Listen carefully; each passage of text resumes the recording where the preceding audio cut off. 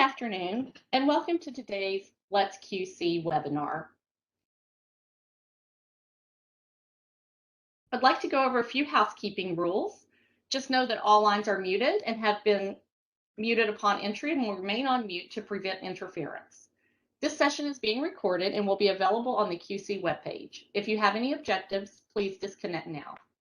Please enter your questions directly into the Q&A box in the bottom right-hand corner of your screen. Please use the raise hand icon to request technical assistance. Please. Thank you, and with that, I will hand it over to our moderator, Steve Glancy. Thank you. Welcome everyone to Freddie Mac's Let's QC quarterly webinar series. My name is Steve Glancy and I'm one of the directors of quality control. Here with me today are QC managers Terry Wolcott and Lucy Trailer Driver, along with Julie Wilhelm and Ethan Northey from our Credit, Innovation, and Analytics team. In a few moments, you will get a chance to meet them and hear about their topics. So I'm going to ask everyone to take a deep breath and a big exhale with me. And first, because this year has really flown by. And second, because we have an extremely large amount of info to cover today. I ask you to hold on to your seats because we plan to go the full hour. If there are any questions in the chat we don't get to, stay tuned as we'll respond to you directly over the next week or so. All that said, this is our final webinar for the year, and I think we've saved the best for last. So quickly, let's remember where we came from. This series was created to address some real-world challenges that we saw facing the community lending segment. Freddie Mac had noticed an increase in your overall not acceptable quality rate, what Freddie Mac refers to as NAQ. This is a performance metric that we use to measure quality. It also impacts your monthly sampling. We wanted to create an opportunity to engage with this rapidly growing segment of our business. We've enjoyed these calls and hope you have as well. In this series, we will share with you the defects our QC department sees, present scenarios for particularly challenging situations, and include updates from other business areas such as our credit, sales, or policy teams. As we continue to strengthen the relationship with our community lenders, our goals for these Let's QC quarterly calls are to provide training and guidance, allow transparency and insight into our quality control loan review process, and give you useful information to incorporate into your underwriting and QC process. So let's meet the team. So I recently celebrated my 11th year here with Freddie Mac. I've been in the mortgage industry since 2003, with almost all of that time in QC and underwriting. I'll be sharing with you some of the common themes and defects and trends that we see in our QC process, as well as how incomplete loan files can disrupt your business. Terry, how about you introduce yourself and your topic? Hello, my name is Terry Wolcott, and I've been with Freddie Mac for 12 years. Like Steve, I've spent all those years in quality control, and there is not a day that goes by that I do not see something new. I am going to discuss analysis and documentation requirements for using rental income. Next up is my fellow team member, Lucy. Lucy, take it away. Hello, my name is Lucy Trailer Driver. I recently joined the Freddie Mac team. I've worked in the banking industry for over 20 years in various managing roles. Currently I'm a QC manager with Freddie Mac, and today we will be discussing fluctuating income and rental income. Next is Ethan. He will introduce himself, and discuss his topic. Hello, everyone. My name is Ethan Northey, and I've been working at Freddie Mac for 3.5 years.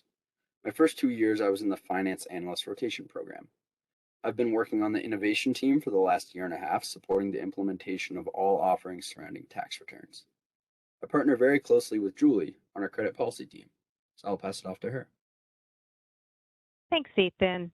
I'm Julie Wilhelm, and I've been with Freddie Mac for almost 12 years. I support the credit policy efforts on the innovation team. I've been in the mortgage business for over 30 years with a heavy background in underwriting. For 8.5 years, I was on the Freddie Mac quality control team, and prior to that, I worked for MGIC for 13 years. Ethan and I will discuss how our automated offerings reduce defects, errors, and fraud. We will also share with you some recent enhancements to our automated offerings. Steve, back to you. Thanks, everyone, and let's get started. So in this section, I'm going to touch on some defects Freddie Mac saw on loans that we reviewed in the third quarter of 2021. I'll briefly touch on the top defects and new trends, as I want to save some time to talk about missing documentation. It's another topic I believe critically important that directly impacts our day-to-day business and resources. So here, let's take a look at a few numbers about the population of loans and the number of loans with defects. So in our first row, we see the number of performing loan reviews completed in Q3 for the community lending segment, and it decreased 13% from 2,430 to 2,119. We saw a commensurate 13% decrease in the number of loans with defects as it dropped from 518 to 450. While this does appear to be good, it also shows that we're still seeing roughly the same level of defects in loans that we closed in Q3. So this chart here, it shows the defects in our income categories. Also, one of the other QC topics for today's webinar. We did notice a nice decrease in income calculated incorrectly and income docs missing. These are areas we'll focus on in this webinar, as fluctuating income is a primary driver of income miscalculated deficiencies, and we'll be discussing the impact of missing docs on your process. What I'd like to draw your attention to is at the top of this chart, the continued increase in the COVID-19 temporary income deficiency. We continue to see more defects in eligible loans related to the additional requirements from the COVID-19 temporary guidelines that were issued. It is important to still be following those temporary guidance issued in the 2020 bulletins that have not yet expired. In general, though, we did see a promising 7% decrease in the overall income defects. So this next chart shows defects in our credit categories. We did see significant increases in the credit history requirements not met. This is like when a borrower may not have sufficient length of credit history or the minimum number of required trade lines and housing payment history not verified. Typically seen on a loan that's delivered manually or a manually underwritten loan due to the loan product advisor being invalidated. So I want to take a moment here to remind everyone that while LPA approval may exempt you from the requirement to document a housing payment history that's not shown on your credit, the actual payment that's used in qualifying must still be verified. We usually see defects for this in second homes or investment properties.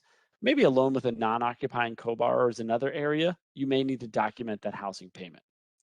So you'll see the number of defects remains steady in the credit recovery periods not met and bankruptcy docs missing. With the increase previously mentioned and the addition of a new trending defect for insufficient credit report, which could come from a missing borrower, maybe only having one bureau, missing some pages or other data that's required by the guide, the total defects in our credit category almost doubled from 27 to 49. So just an area you guys can focus on. Now, this final chart shows defects in our liabilities. The two biggest changes you'll see are here at the top of the chart and the bottom of the chart.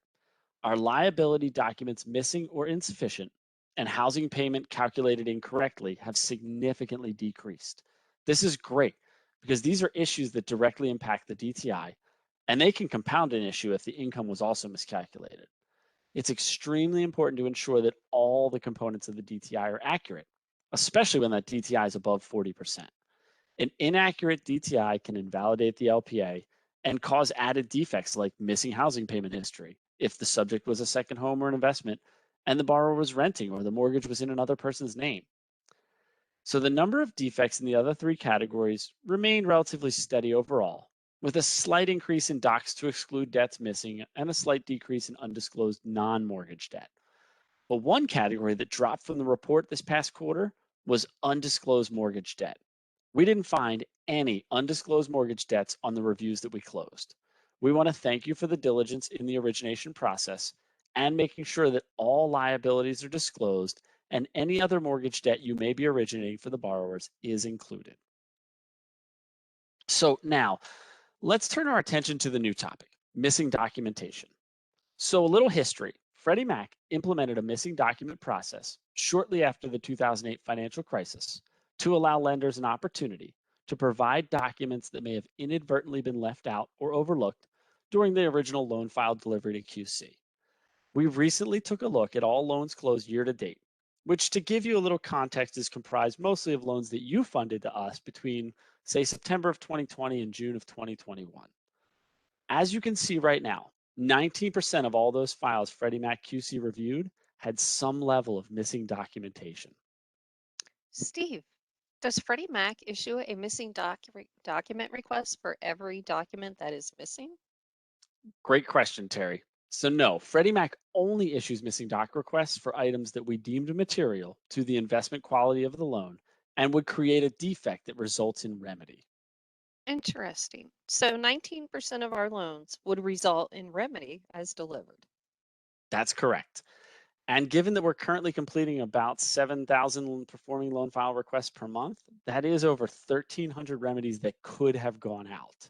Now, a lot of these remedies are prevented through the missing doc process, and we can eliminate even more when we focus on complete loan files at origination and delivery.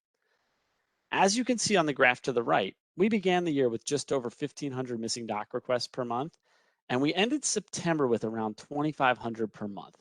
The volume of missing documents has been increasing almost every month. So here's a list of the top 10 missing doc categories year to date. No surprise that income, asset, and liabilities lead the way. They account for 62% of our missing doc requests, and they are the top areas we continue to see defects that result in repurchase as well.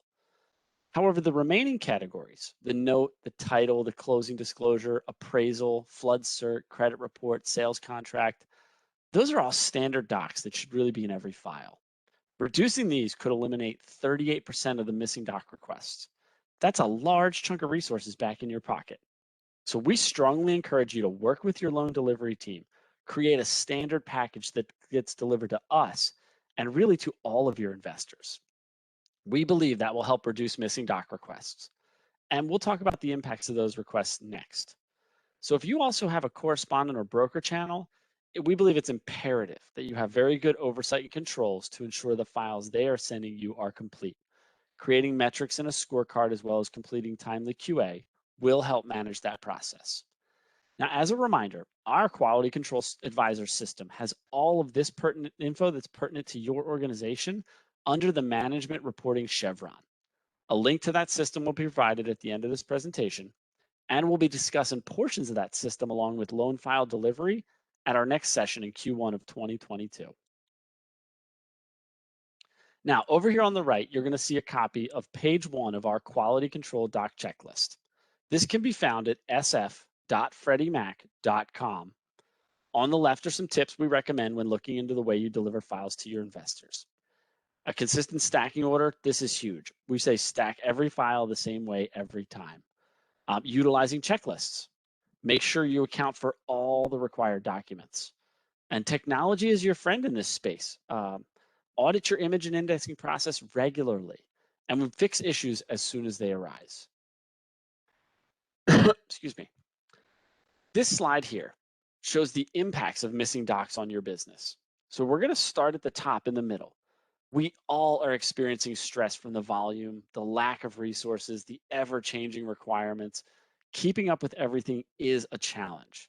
But as we move clockwise to the right, that stress has led to more incomplete files being delivered. And as we keep moving down, those incomplete files are leading to a missing doc request from Freddie Mac, which requires a response and creates added time, cost, and strain on your already stressed resources. And if it's not resolved, it leads to more repurchase requests. Again, those require a response and add to the strain on your resources. Now, many missing doc requests are responded to. However, not all the responses include every document that was needed. Steve, how long do Yes. the lenders have to respond to the missing doc request? That's another great question, Lucy. Currently, we give the lenders 14 days to reply to the missing doc request before a remedy is issued. Now, as we move along this path, we see a higher repurchase rate leads to an increase in your overall not acceptable quality rating, which, as we mentioned in the beginning, directly impacts the number of loans we sample for your performing loan base random sample. Finally, the higher sample will lead to added stress, cost, and time. Now, all of these bubbles require one thing in common: people and process to manage. The impact becomes compounded as the volume piles up. Freddie Mac believes one of the root causes is incomplete loan files at origination or delivery, and addressing that through your own internal QC process will help relieve some stress and free up some resources. So, some key takeaways to review. Income is still a leading defect for the industry. Quality begins up front. Incomplete loan files can lead to an increased strain on your resources. and the cyclical strain on resources can be broken with complete loan files. So next up, Lucy's going to dive into fluctuating income. Lucy, the floor is yours. Thanks, Steve. Fluctuating income. Today, Terry and I will review requirements and guidance for fluctuating income and rental income. This presentation will be interactive as we review underwriting scenarios and engage you, the audience, by asking questions. So please grab a pen or pencil, jot down notes, and let's get ready to have some fun while discussing fluctuating income and rental income. Non-fluctuating earnings are considered to be earnings with a predetermined rate of pay and number of hours worked each pay period. Non-fluctuating income has three main characteristics. First, non-fluctuating earnings have pay rate and hours are consistent with each pay period and must be fully supported by the year-to-date. Second, non-fluctuating earnings may be either salaried or hourly. And finally, non-fluctuating income can include part-time earnings as long as the income meets the requirement of consistent hour and pay rate for each pay period. Fluctuating hourly earnings are considered to be wages that are based upon hourly rate of pay, where the number of hours fluctuate each pay period.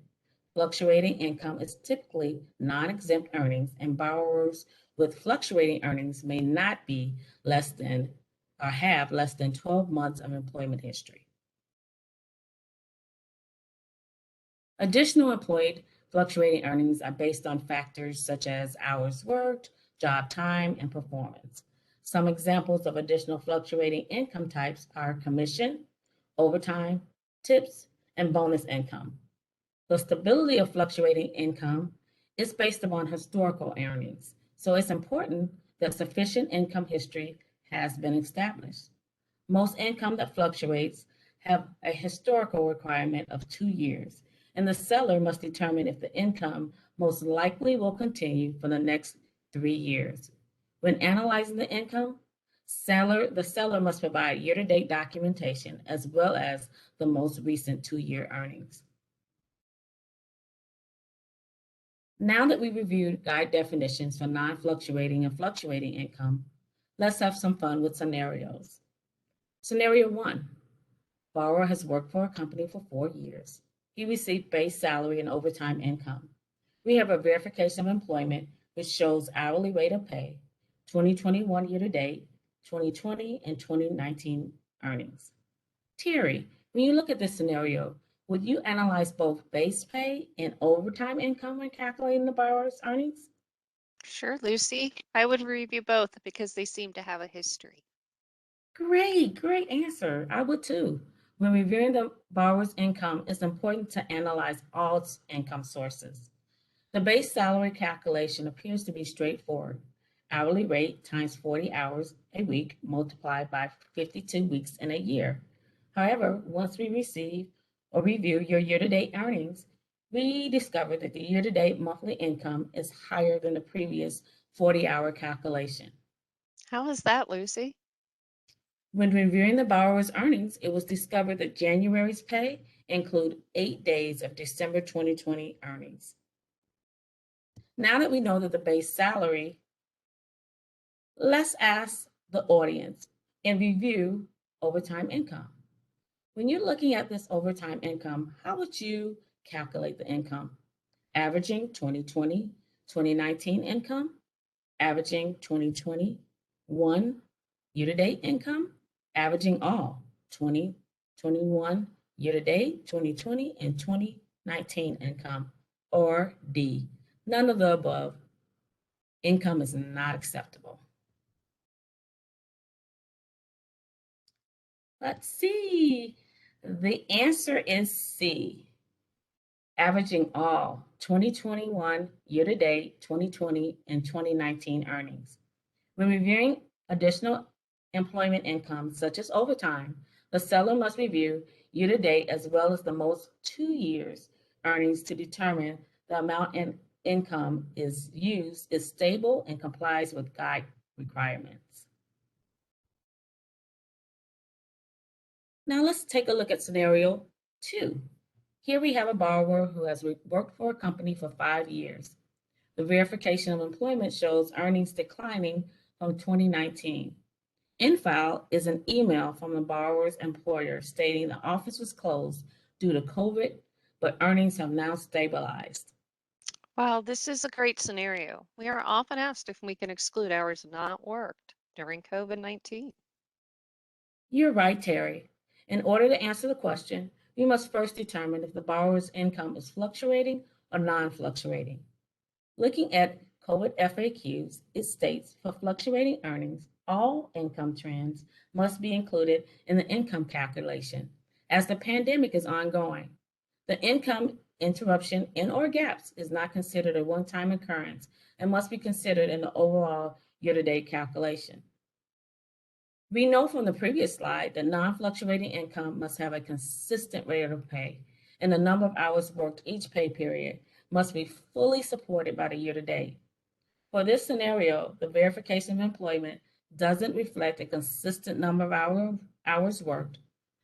VOE reflects a declining trend, and the year-to-date does not support a 40-hour week of pay. So yes, the borrower's earnings are considered fluctuating. Now that we know that it's fluctuating, let's ask, how would you calculate the income? A, calculating hourly rate by 40 hours weekly. B, averaging 2021 year-to-date income. C, averaging both 2021 year-to-date and 2020 income. Or D, none of the above.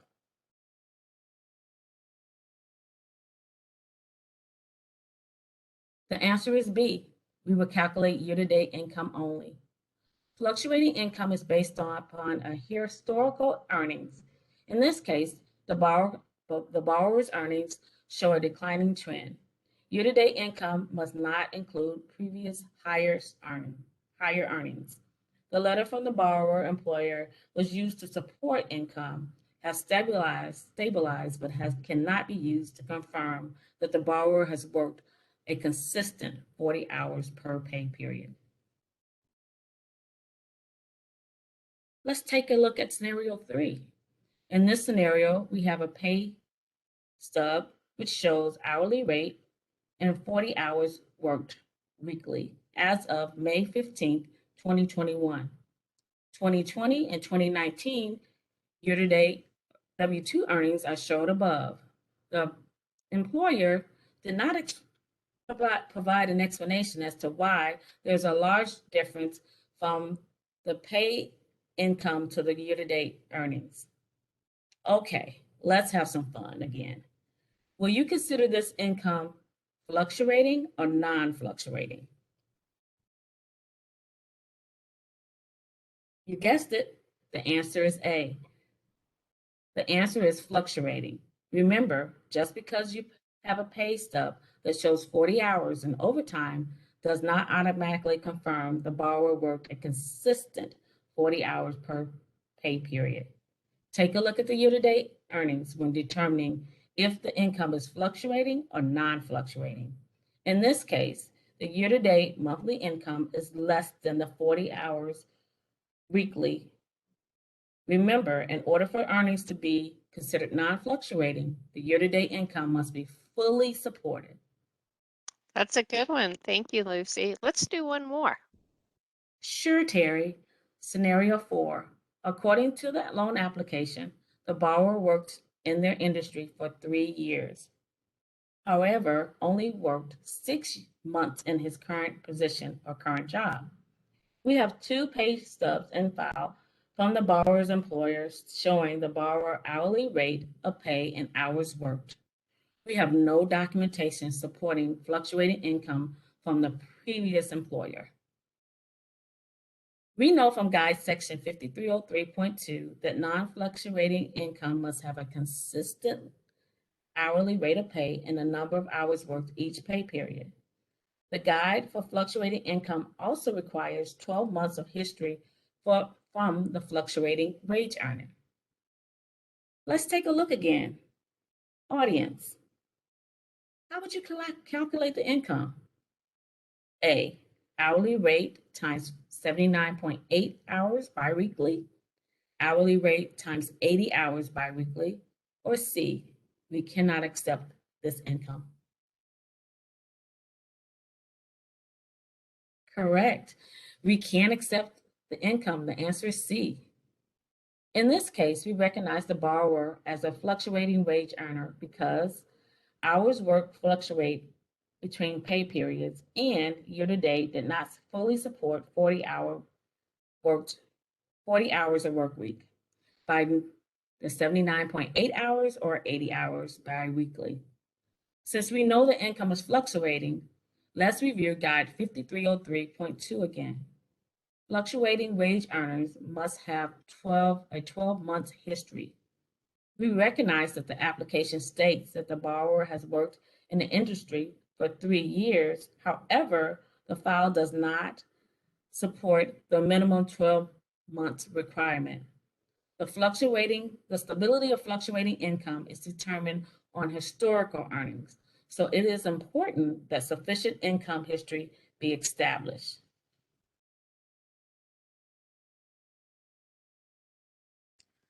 Let's take a look at some key takeaways.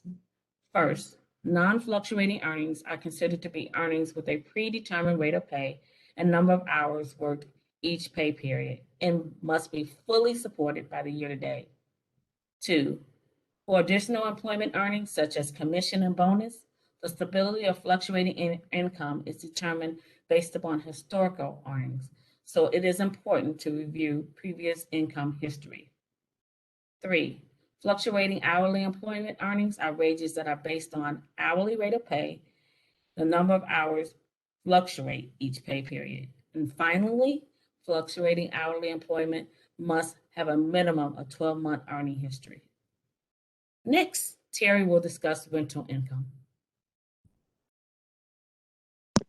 Hello again, everyone. I'm going to discuss analysis and documentation for rental income that include changes first announced by Freddie Mac in 2017 for mortgages with settlement dates on or after February 9th, 2018.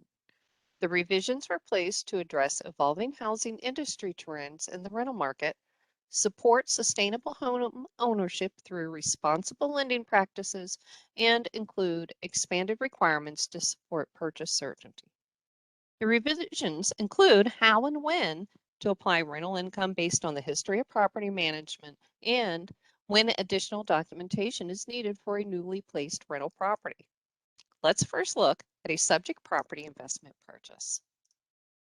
When the borrower is purchasing a new investment property, obtain Form 1000 for a 1-unit or Form 72 for a 2 to 4 unit property. When reviewing either form, analyze rental market viability and whether the current market rents support the monthly lease. Speaking of leases, a lease is the preferred document for rental income. However, when unavailable, Form 1000 may be used for a 1-unit property.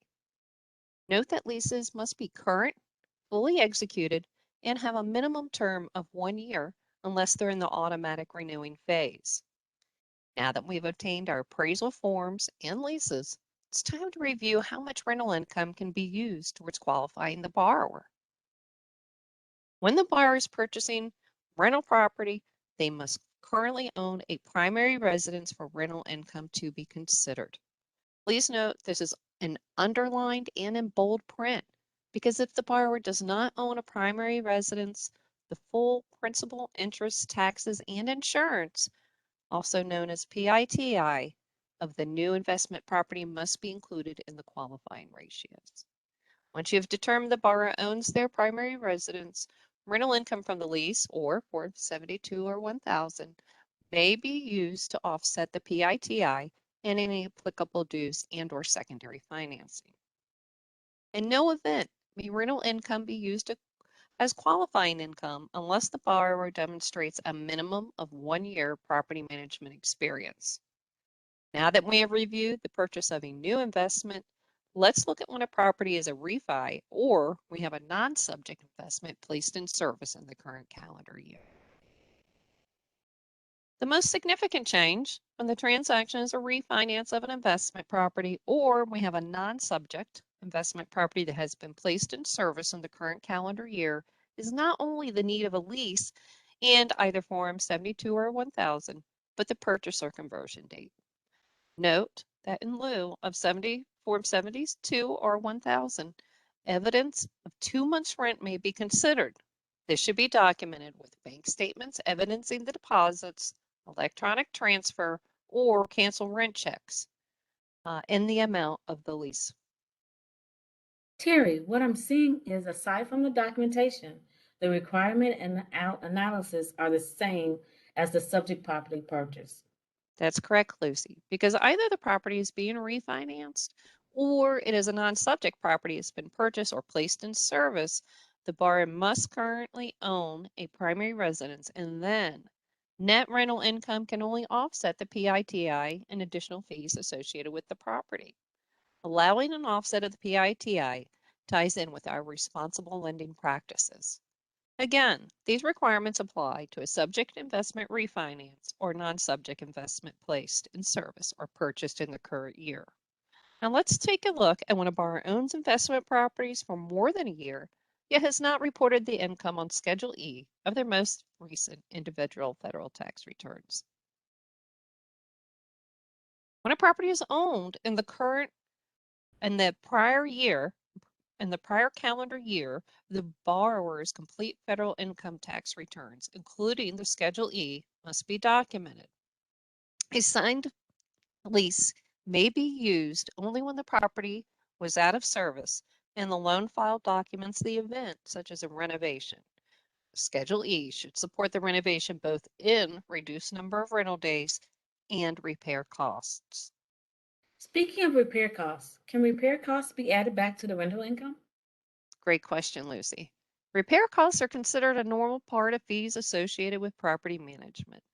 We'll look at this on the next slide. In either case mentioned, the property was purchased or placed in service later in the calendar year. When the Schedule E does not reflect repair costs or documentation to support the property is purchased later in the year, the Schedule E must be used and annualized for qualifying purposes. Terry, what if the borrower is having trouble renting the property for a few months? Will we then use their lease? Well, we're unable to use a lease unless the borrower can document the property is out of service due to renovations. Vacancies are considered part of property management and not a one-time event. Another great question. Let's look at allowable add-backs when using Schedule E. When we're looking at our Schedule E, calculate the net rental income using Form 92 or a similar calculation worksheet using only allowable expenses to be added back. Allowable expenses do not include repairs, mileage, depreciation that is part of mileage, or fees associated with property management. Okay, Terry, what if the property is not shown on Schedule E? Okay, if the property is not shown on Schedule E, the borrower's returns the full PITI and associated HOA fees of the property would be included in the determining qualifying ratios. Great question. Now that we've refamiliarized ourselves with guide requirements regarding rental income, let's take a knowledge assessment. First, knowledge assessment. The borrower is purchasing a new investment property. A lease is documented with monthly rents of $1,800.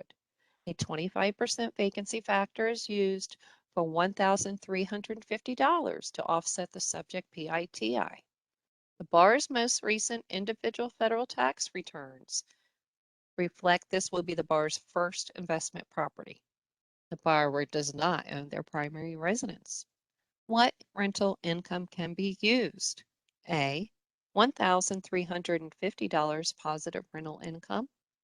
B, an amount that offsets the PITI and associated fees. Or C, none. The borrower does not own a primary residence. And the answer is C. The borrower does not own a primary residence and is purchasing a new investment property. Without documentation of prior property management, the lease is unable to be used and the full PITI and associated fees must be included in the borrower's debt payment to income ratio. Let's look at another knowledge assessment.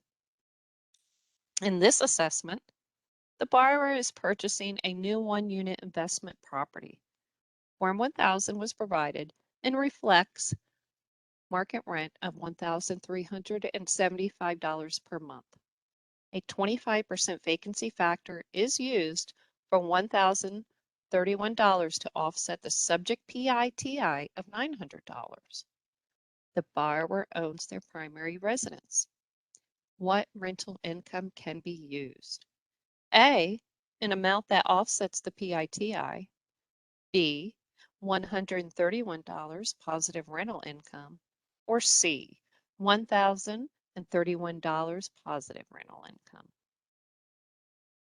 The answer is A.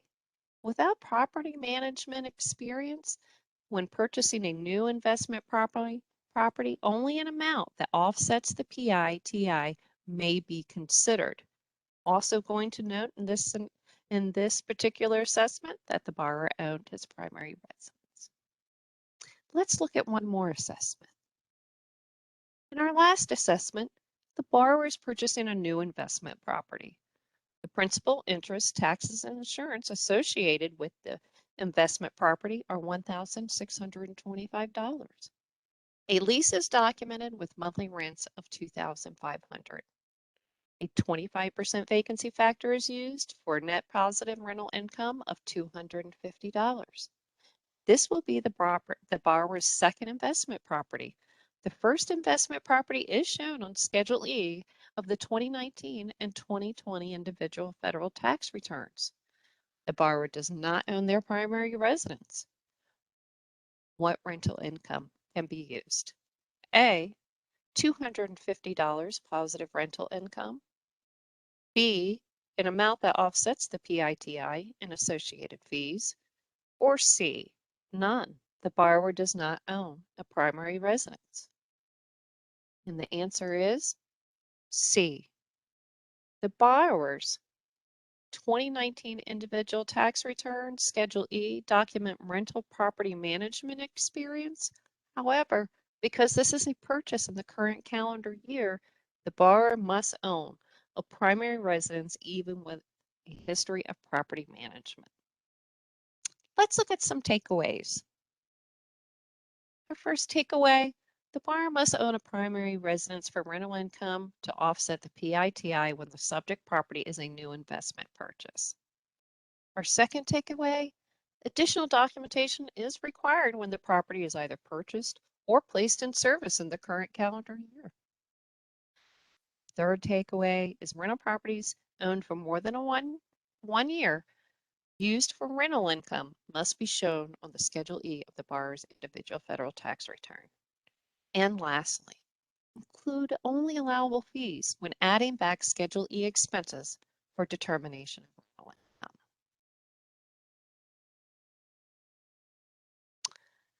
income. Okay, I want to thank you very much. And for our next topic, I'm going to give it to Julie Wilhelm. Julie, take it away. Thanks, Terry, and thanks for allowing us to share our innovative offerings with you. I hope everyone is excited to hear about how AIM can help you avoid common defects, errors, and fraud. Ethan, why don't you tell the audience more about AIM? Sure. Let's discuss what AIM, the Asset and Income Modeler, is. AIM is LPA's automated asset, income, and employment assessment capability. AIM uses third-party data to perform an assessment of a borrower's capacity. AIM helps to simplify your origination process and uses the following data sources: employer data, better known as AIM for income; tax return data, known as AIM for self-employed; asset account and transaction data, also known as AIM for assets. So based on that, Julie, what is AIM actually assessing? I'm glad you asked, Ethan. AIM helps to determine if there are sufficient assets or income to qualify for the loan. Not only that, but the seller may also be eligible for income and asset rep and warranty relief based on our assessment. Whoa. Julie, are you telling me that I'll no longer be on the hook for errors related to calculations for income or assets if AIM is able to confirm a sufficient amount? Exactly. And this is one of the many benefits of using AIM with Freddie Mac. This sounds too good to be true and probably requires the sellers to do a lot more work. Can you tell me more about the process? Sure, I can break it down into 3 steps. In the first step, the seller needs to request a verification report from the service provider. In step 2, the seller will submit the loan to LPA, and LPA will retrieve the report to perform the assessment. In step 3, LPA will return the assessment results in the feedback certificate.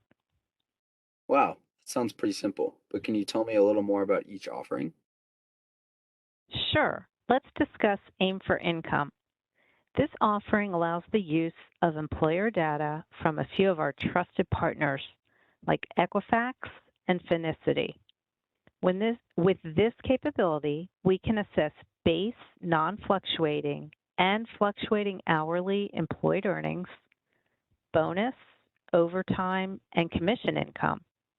Lucy discussed calculations for some of these income types earlier, and we learned that these can be tricky. That's great, but what is the benefit in using AIM? I'm glad you asked.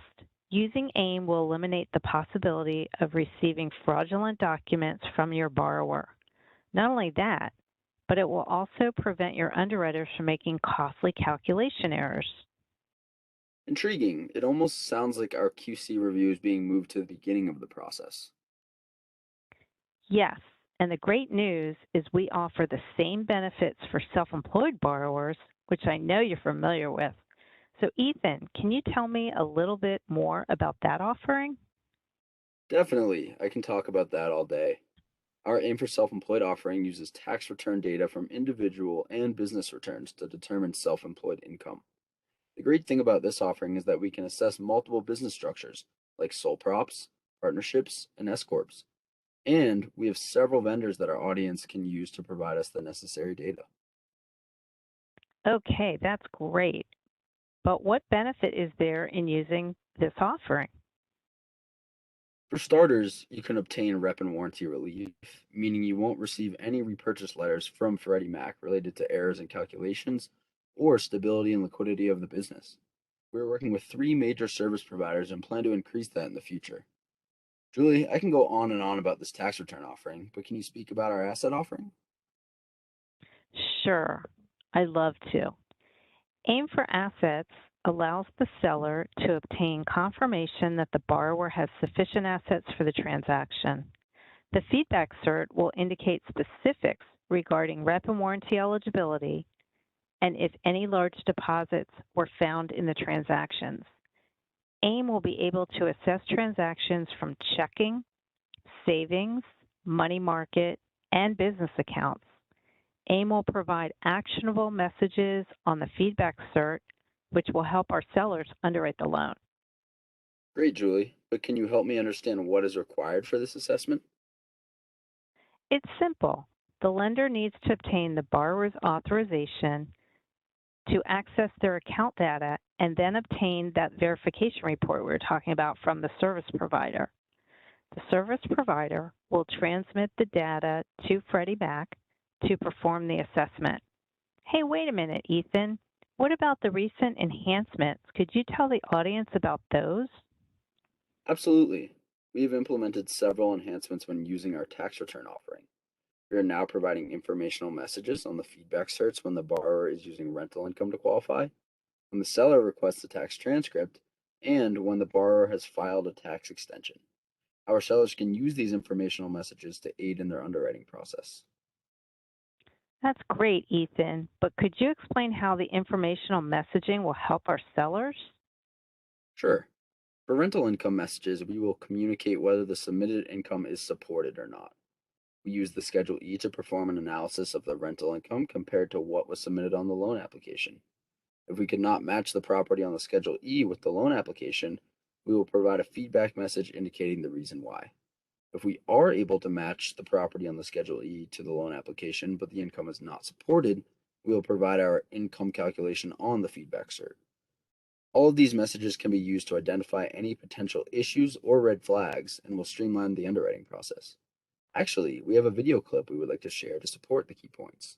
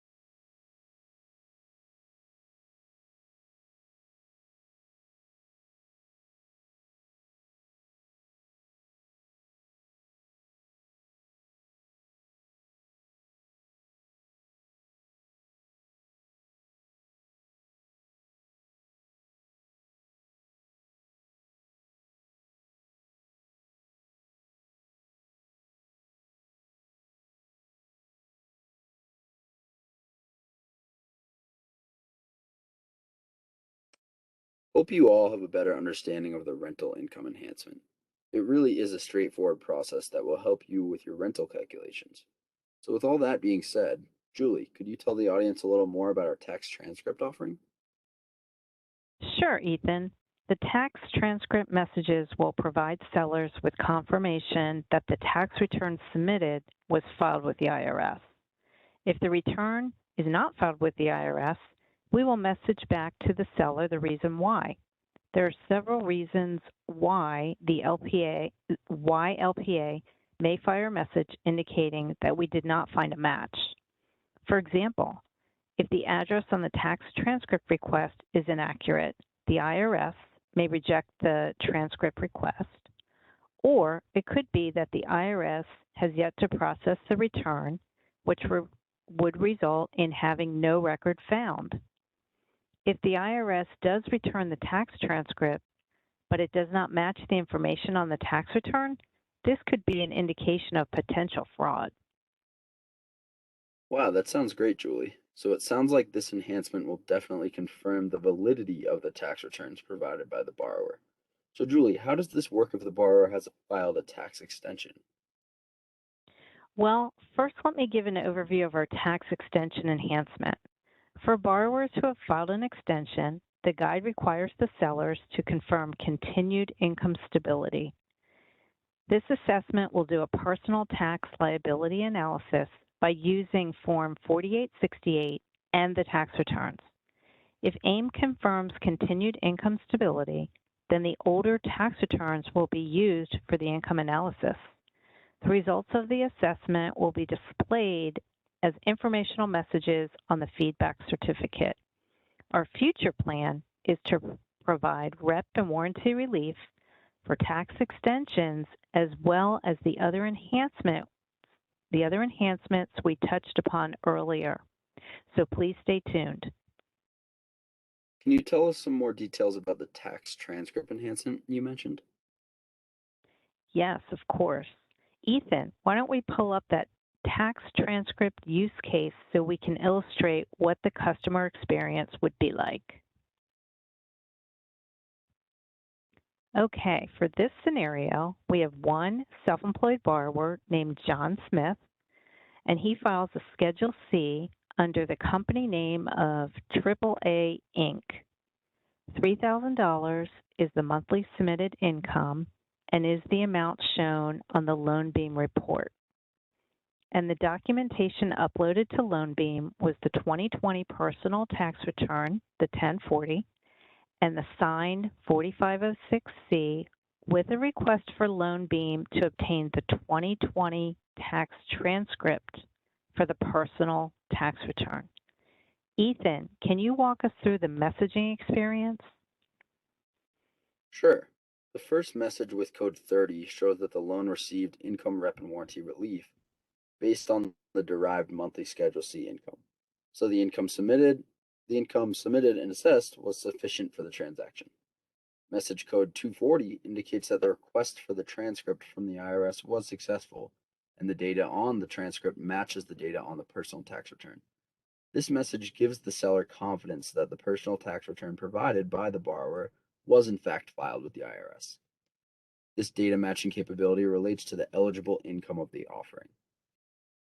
The next message is 225, which conveys that the submitted monthly income of $3,000 was assessed and the specifics of the LoanBeam report. Remember, this report can be used as an alternative to Form 91, so make sure it is retained in the loan file. Message code 68 is the standard message indicating the file must contain evidence that the borrower's self-employed business, named AAA Inc., currently exists. And message code 34 is the standard message indicating that the file must contain a signed IRS 4506.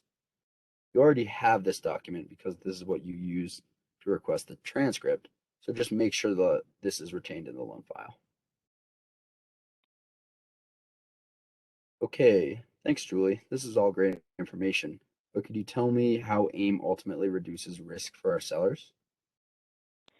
Sure. First, we are verifying information from a third party, which eliminates any potential fraud that is associated with traditional documentation obtained from the borrower. Second, AIM eliminates manual calculation errors by applying a consistent set of rules. In fact, we've done the research and have found that AIM eliminates 97% of the highest frequency income defects. AIM essentially moves the QC review process up front on all assessed loans. Regardless of which AIM offering is used, AIM for assets, AIM for income, or AIM for self-employed, the seller may leverage our tools to ensure that the amounts they submit to LPA are supported. Our messaging will clarify if the income or assets are supported, and if not, we will provide actionable feedback messages. In addition, AIM will help reduce the risk of fraud by obtaining the data directly from trusted third-party service providers. And we are providing informational messages that will help to identify any red flags. Wow, Julie, this seems like a great way to reduce defects, errors, and fraud. AIM is definitely a tool that has many benefits for our sellers. To learn more about these offerings, please visit the Freddie Mac AIM website. I wanted to thank the audience for listening and look forward to any questions. And I will now turn it back over to Lucy. Yes, thanks, Ethan. As a reminder, for any additional information, we encourage you to take advantage of the training and resources available from the Freddie Mac Learning Center. The Customer House Center provides seller servicer support Monday through Friday at 1-800-FREDDIE. And please visit the Freddie Mac website at sffreddiemac.com and stay tuned with resources there, including the Single Family Seller Servicer Guide at guide.freddiemac.com. You may also find additional guidance and information, including the recordings of our Let's QC webinars on the Single Family Quality Control page, hyperlinked above.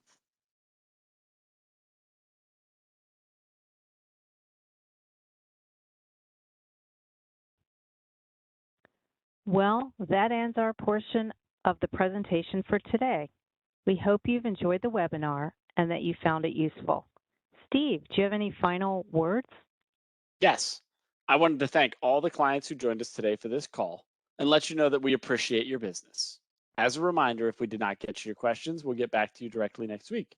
Now you will see a short 4-question survey on your screen, and we appreciate your responses to these questions so that we may continue to improve and provide valuable information on these Let's QC quarterly calls. Thank you and enjoy the rest of your day. Thank you, everybody. Bye now. Bye.